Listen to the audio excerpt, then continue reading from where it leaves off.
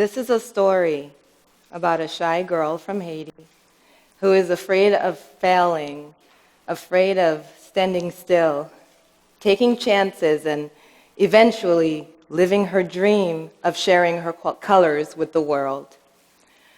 About 5 years ago, I woke up in my studio apartment in Harlem. I turned around and noticed a series of rainbows bouncing on the walls. They were reflections from a small crystal that hung on my window next to my bed, a silly keepsake a friend gifted me after a night of dancing and under a massive chandelier downtown and Lower Manhattan. I watched the spectrum of colors dance around the room next to shelves that were home to colorful head wraps, scraps of fabrics, and different books and plants. They brought me so much joy. I couldn't believe how lucky I was to be surrounded by so many colors, my very own colors, colors that I've accumulated over the years and colors that surprised me when the sun came to visit. I slowly made myself get up, walked to my desk, pulled out a blank sheet of paper, and wrote down these words. My name is Paola Mathé, and I want to share my colors with the world. I stared at those words for a while and I cackled. How ridiculous.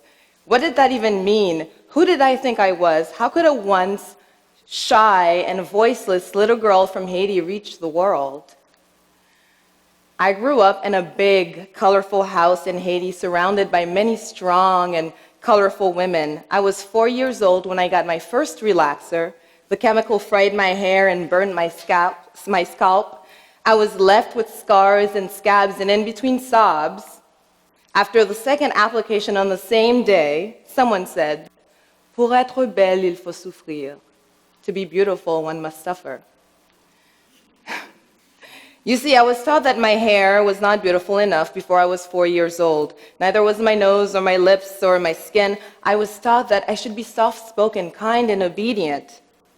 I should not laugh too loud because the world didn't need another little girl who looks like me causing a scene. I should know these truths about myself in order to be accepted by society. I attended an all-girl Catholic school. I wore a uniform that came with a pristine white collared shirt with perfectly white socks and shiny black shoes. Our hair had to be perfectly coiffed in matching barrettes and bows. One day, the relaxer wouldn't work on my stubborn, kinky hair, so my mother buzzed it into a short afro. That meant I was dark-skinned with a white nose, and on top of all of that, I had short, ugly hair, tête graine, nappy hair, that's what I was called. Now looking back, the strange and unfortunate thing is that the majority of little girls in Haiti look like me, and yet Western beauty ideals and norms made us feel all so unbeautiful and inadequate. I moved to the United States when I was 12 years old without knowing a word of English. I was elated. I could finally get a glimpse of the lives of some of my favorite characters in some of the novels I used to sneak to read.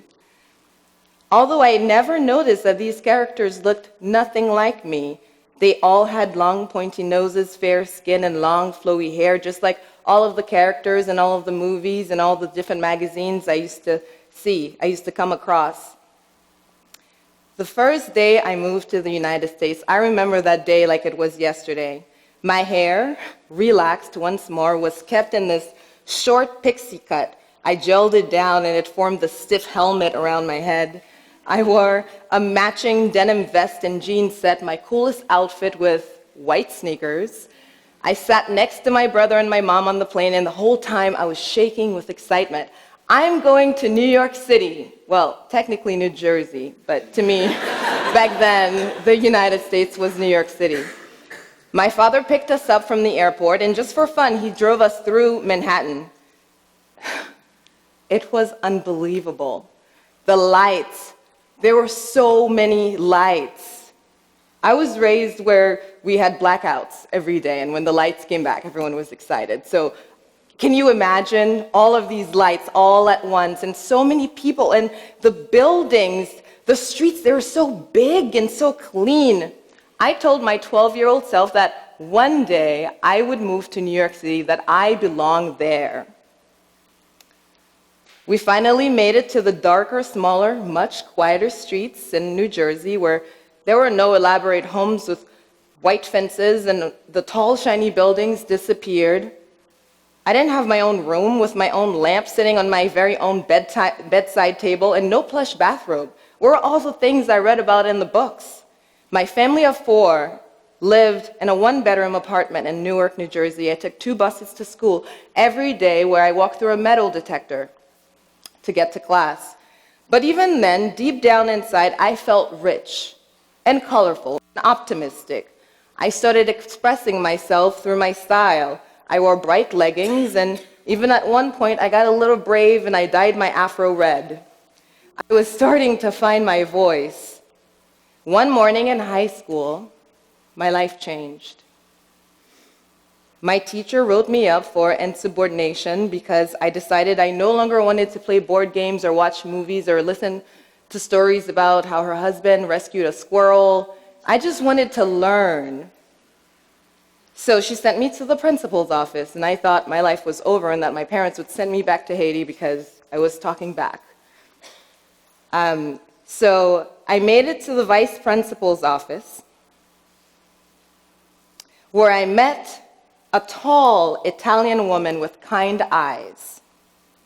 She offered me a piece of candy from a giant jar on her desk, and then she asked me to tell her my version of the story.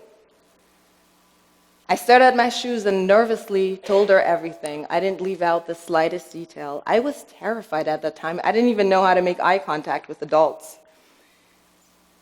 By the time I was finished, I noticed that she never interrupted me. She never told me that I was wrong and I should never question or challenge my elders. She just listened to me. I felt like, for the first time in my life, someone treated me like a person, like my voice mattered. We became really close. And with her guidance, I worked on my confidence and started to learn how to express my colors. I ran for student council president, and I won. I was able to apply to college, and I was accepted to Drew University class of 2008. I majored in economics and French literature. I am the first in my family to attend and graduate a 4-year university. Speaking up and doing things with fear became my life story. They became the driving force behind my colorful lifestyle. I let fear guide me when I moved to New York City. I was 22 years old, I had a few $100s saved, and I secured a part-time job as a research assistant. I moved to Washington Heights and shared a tiny apartment with 2 other roommates. I slept in a triangular-shaped room that was so small, I would burn my arm on the heater every time I stretched. I broke down on the first trip to the grocery store when I reached for a can of tuna and came face to face with a mouse. This was not the New York City I dreamed of. After a few months, I got another job downtown so I could get closer to the lights and cover my living expenses. On my free days, I'd walk from Washington Heights to South Street Seaport, soaking in everything, every block, every smell, every character along the way. I loved how each neighborhood offered something different. I had access to so much when I had so little. I started getting familiar with the small things that brought me joy, like the woman on the corner of Riverside Drive who sold flowers out of a grocery cart. I knew the days she worked even when we missed each other because she often left behind a trail of flower petals. One afternoon after work, I was so happy. I took off my shoes during a rainstorm and walked home barefoot. Now that I think of it, that's pretty gross. I lived in New York City. But back then, I found the beauty in everything my eyes landed on. I was soaked and I was inspired. There was so much joy, there was so much love and so much to live for, I thought. And that's how Finding Paola began, a lifestyle blog about a Haitian girl living her dreams in New York City. I liked how that sounded, and I still like how it does now. So I'd wake up at 6 in the morning to make it to Columbia University, where I worked as a research assistant, then take the train downtown to make it to the West Village by 3 p.m., where I worked the dinner shift at a small Mediterranean restaurant. I'd get back to my bed by 1 a.m. and start all over again. This was the dream. I'd also go to all of the museums and walk long walks around Central Park. I'd explore the Lower East Side at night with my friends, where I'd meet so many inspiring, artistic, and colorful characters. Those were the things I used to write about on Finding Paola before blogging and social media became so popular. I quickly realized that I loved making people happy. So I quit my office job and began a career in hospitality. I started at the front desk at a hotel in Midtown, and within 3 months, I got my first promotion as a reservations manager. After another few months, I received another promotion as a sales and marketing manager. I was doing all right. About a year later, I became the director of accounting and human resources. Then I made a bold move and quit my first big job with the benefits and all the perks so I could focus on my creativity. Finding Paola was becoming kind of popular. I was living alone in this beautiful, bright studio apartment in West Harlem. You know, I was moving on up, 2 blocks from Central Park. I was getting even more inspired by everything, so that was only the right thing to do, right? My bank account brought me back to reality after a few months. I needed to find a job to survive this creative lifestyle, so I started all over again as a server. While working the dinner shift, I was recruited to become one of the managers to help open 2 famous restaurants in Harlem, and just like that, I went back to hospitality management. During that time, head wraps became a staple in my wardrobe. I started to wear them religiously with my long dresses and my high heels. I became known as the tall lady with the head wraps. And after being stopped on the street a few times, I decided to think more about them. Was there a place one could go buy head wraps and where they could learn how to wrap them, or where they could find inspiration to style them? And if I were to create this place, how would I do it? What would I name it? How would I get people who have never worn a head wrap before to be interested? And how would I appeal to people like me who already wear them? I focused on how the head wraps made me feel. I knew I felt tall and powerful and colorful. They were my way of laughing a little too loud, my way of telling the world that I was enough, that my hair was beautiful, that my colors matter. And I wanted to create this space for women who look like me to feel the same. I let fear guide me again. I quit my job again to launch Femme Jum, a head wrap collection turned lifestyle brand. Femme Jum means strong woman in Haitian Creole. And it's a celebration of strong women everywhere. I sold my first head wrap within 5 minutes of launching my website. And a few weeks after, I was on the train, and this young Nigerian woman shouted, "It's her!" I looked back, and before I knew it, she was hugging me. She was referring to me, and then she thanked me for inspiring her to wear head wraps. I started receiving letters from women in Australia, Japan, France, South Africa, Brazil. They all wanted to wear Femme Jum head wraps. One woman once told me she wore her head wrap during labor to remind herself that she is strong. Another woman, who's a lawyer, told me she has worn my head wraps to court. We have shipped tens of thousands of head wraps around the world. I have traveled to many cities where I have hugged and wrapped different women. And as I get better with expressing my colors, my only dream is to help other women express theirs too. You see, my colors, they're not always bright and cheerful. I've learned that the most difficult and darkest moments have helped me redefine them. To me, it's important not to let those dark circumstances stop me from living a colorful life. Last year, I gave birth to the happiest little girl with the brightest eyes. And together, we spent 140 days in the hospital.